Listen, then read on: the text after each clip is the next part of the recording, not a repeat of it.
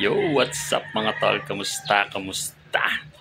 So, ayan mga tol, no? So, samahan nyo ko ngayong araw na to at mangungulekta tayo ng itlog ng ating Brahma mga tol. So, let's go! So, yan. Ito na nga mga tol at papasok na nga tayo dito sa kulungan.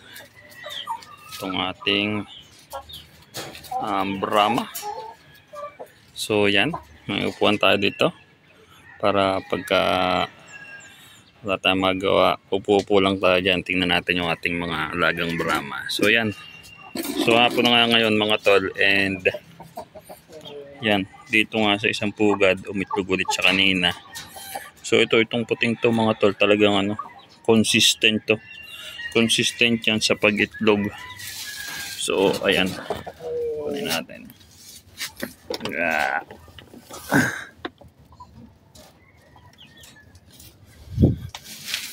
So yan, ito yung itlog niya mga tol.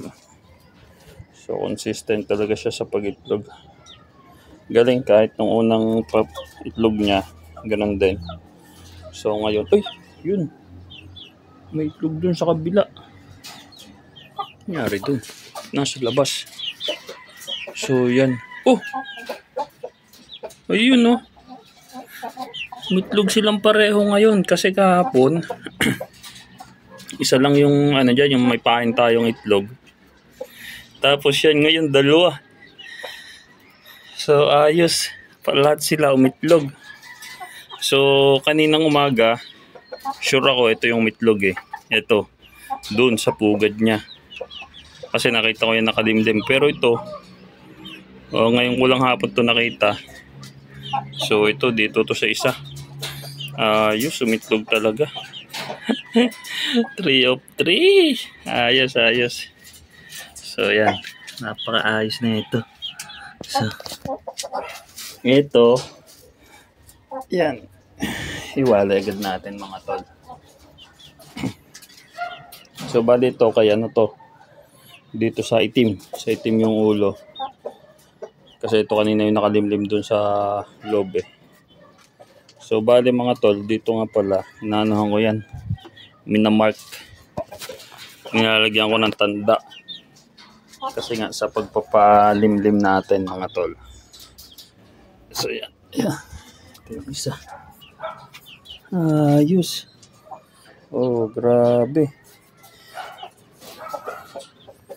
So yan. So bali nga mga tol, may mga pangalan yung manok natin, may tanda.